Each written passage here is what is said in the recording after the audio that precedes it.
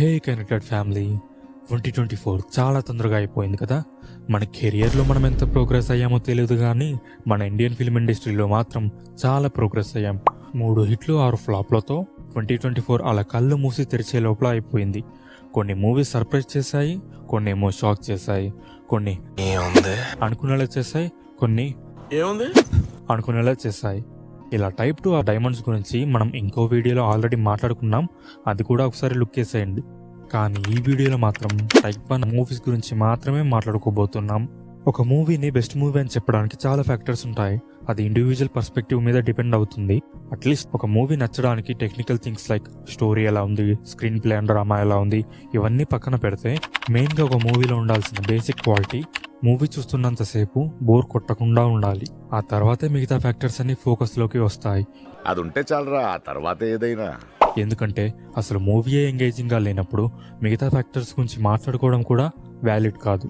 So ఇప్పుడు మాట్లాడుకోబోయే ప్రతి movie great movie అంటే అవును అని చెప్పలేను, బట్ ఈ లిస్ట్లో మెన్షన్ చేసిన ప్రతి మూవీ ఆ మంత్లో వచ్చిన మూవీస్లో కంపారిటివ్లీ డెఫినెట్గా బెటర్గా అనిపించినవి అండ్ మూవీ చూస్తున్నంతసేపు డీసెంట్గా ఆడియన్స్ని ఎంగేజ్ చేయగలిగినవి మాత్రమే.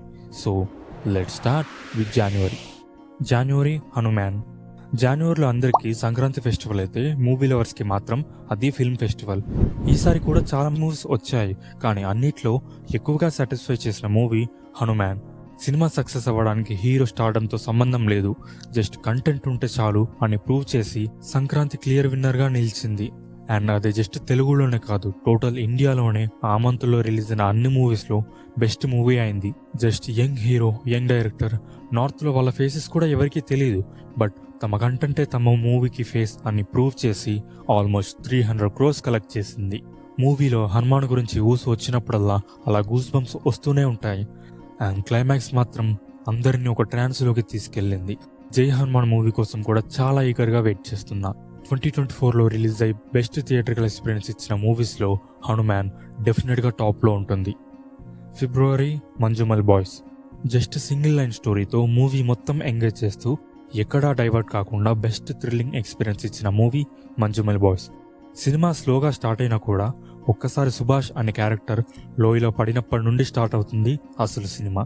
అప్పటి నుండి క్లైమాక్స్ వరకు ప్రతి సీన్ గ్రాఫ్ అలా పైకి వెళ్తూనే ఉంటుంది.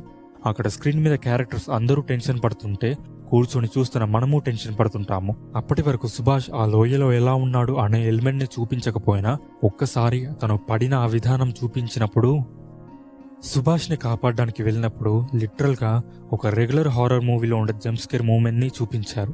అండ్ ఫైనల్గా సుభాష్ని బయటకు తీసుకొచ్చే ఆ సీన్ అండ్ దానికి Ilaiyaraaja and SPB classic song background score లాగా ఉండడం, it's absolute cinema.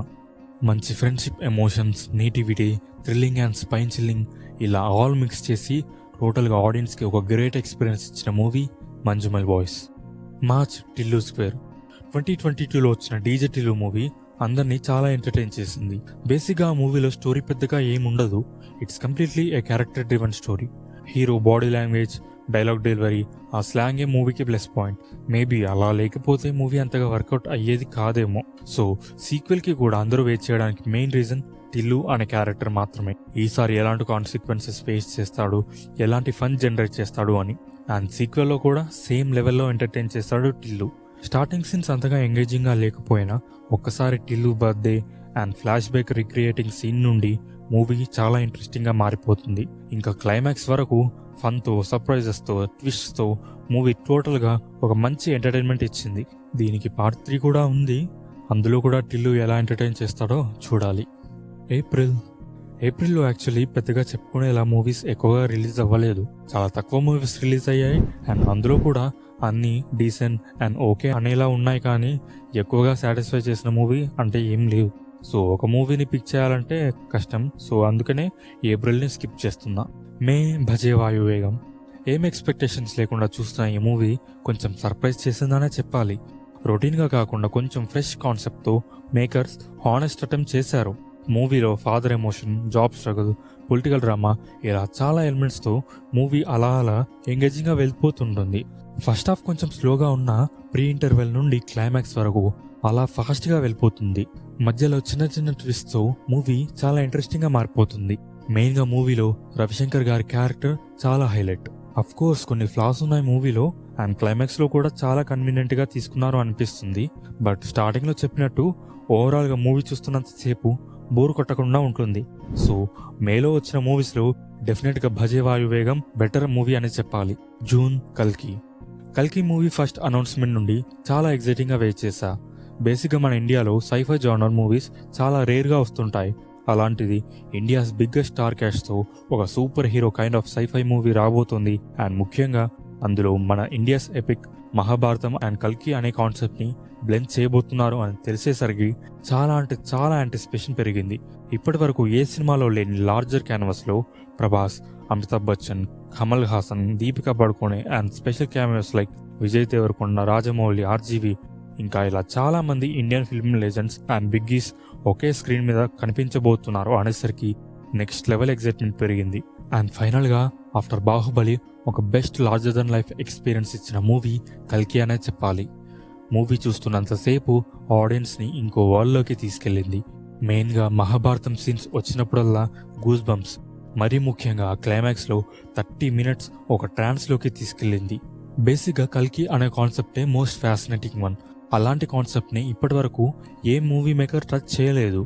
But Nag Ashwin మాత్రం మహాభారతం అండ్ ఫ్యూచరిస్టిక్ వరల్డ్ అనే 2 different టైమ్ లైన్స్ని బ్లెండ్ చేసి అందులో సైఫై విత్ మైథలాజికల్ టచ్ని యాడ్ చేసి ఒక పర్ఫెక్ట్ డెన్సిటీ ఉన్న ఒక పవర్ఫుల్ స్క్రిప్ట్తో మూవీ తీశాడు.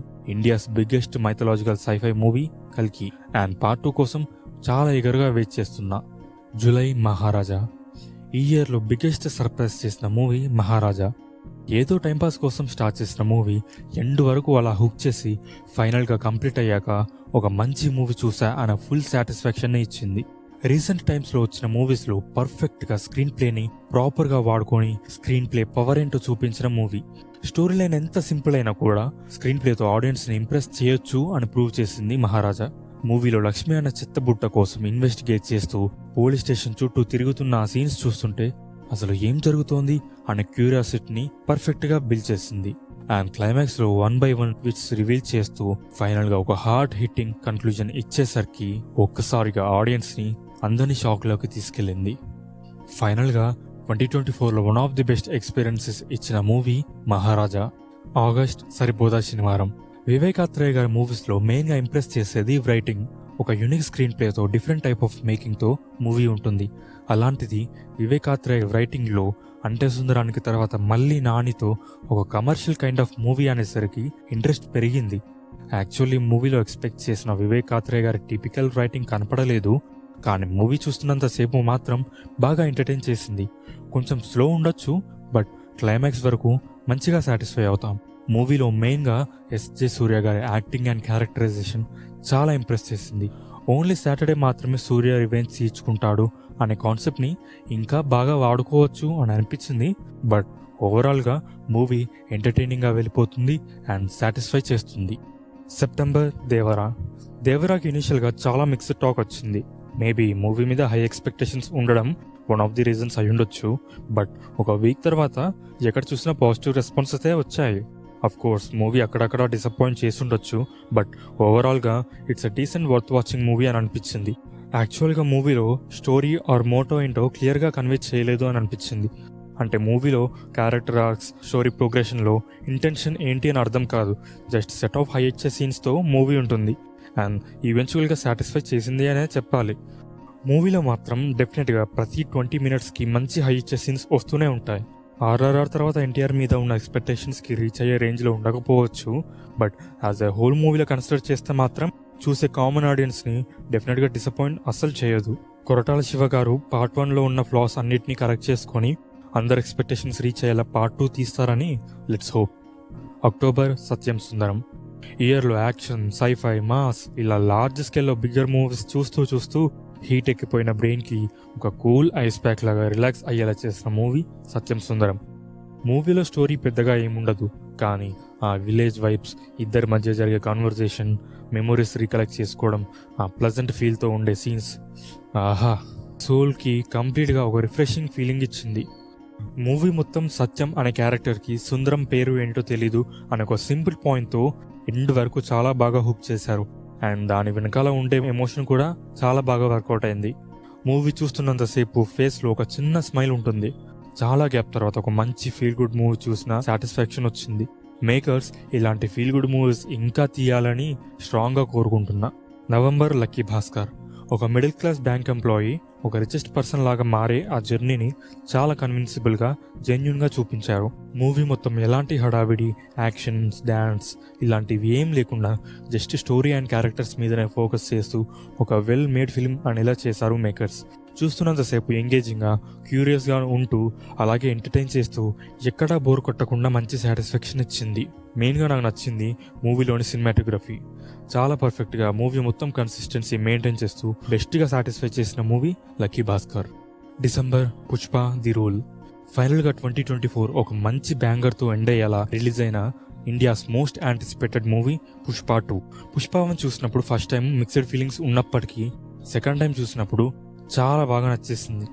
మూవీలోను పుష్ప జర్నీ, క్యారెక్టర్ గ్రాఫ్ క్లియర్గా కనపడుతుంది. డిఎస్పి మ్యూజిక్ ఆల్బమ్ ఇండియా మొత్తం చార్ట్ బస్టర్ అయింది. మెయిన్గా క్లైమాక్స్ని రొటీన్గా కాకుండా మోస్ట్ యూనిక్గా సుకుమార్ గారు డీల్ చేసిన విధానం చాలా బాగా ఇంప్రెస్ చేసింది. అండ్ పార్ట్ 2 కోసం అంతే ఈగర్గా వెయిట్ చేసేలా చేసింది. ఫైనల్గా పార్ట్ 2 చూశాక మూవీ సాటిస్ఫై చేసింది అనే చెప్పాలి. అఫ్ కోర్స్ మూవీలో చాలా ఫ్లాస్ ఉన్నాయి. స్టోరీ ప్రోగ్రెషన్ లేకపోవడం, క్యారెక్టర్స్కి అంతగా ఇంపార్టెన్స్ లేకపోవడం, పార్ట్ 1కి పార్ట్ 2కి కన్సిస్టెన్సీ లేకపోవడం, ఇలా చాలా ఫ్యాక్టర్స్ వల్ల మిక్స్డ్ ఫీలింగ్ వచ్చింది. కానీ మూవీలో ఆడియన్స్ని హుక్ చేసేలా చాలా హై సీన్స్, ఎలివేషన్స్, మెయిన్గా జాతర whole sequence and climax action sequence మాత్రం ద బెస్ట్ ఎక్స్పీరియన్స్ ఇచ్చింది. పార్ట్ 2లో ఏ ఫ్యాక్టర్స్ అయితే మిస్ చేశారో సుకుమార్ గారు రెక్టిఫై చేసి పార్ట్ 3లో పర్ఫెక్ట్గా పే ఆఫ్ ఇస్తారు అని ఎక్స్పెక్ట్ చేస్తున్నా. సో 2024లో వచ్చిన అన్ని మూవీస్లో మంత్ వైజ్గా బెస్ట్గా సాటిస్ఫై చేసిన మూవీస్ ఇవి. ఈ ఇయర్ లాగానే ప్రతి ఇయర్లో మన ఇండియన్ ఫిల్మ్ ఇండస్ట్రీ, మెయిన్గా తెలుగు ఫిల్మ్ ఇండస్ట్రీ స్క్రిప్ట్స్లో, మేకింగ్లో ఇంకా అడ్వాన్స్ అవ్వాలని, ఆడియన్స్ని ఎంటర్టైన్ చేయాలని, వరల్డ్ వైడ్గా ఇండియన్ మూవీస్ కూడా రూల్ చేయాలని విష్ చేస్తూ నెక్స్ట్ వీడియోలో మళ్ళీ కనెక్ట్ అవుదాం. Until then stay connected with hey connected.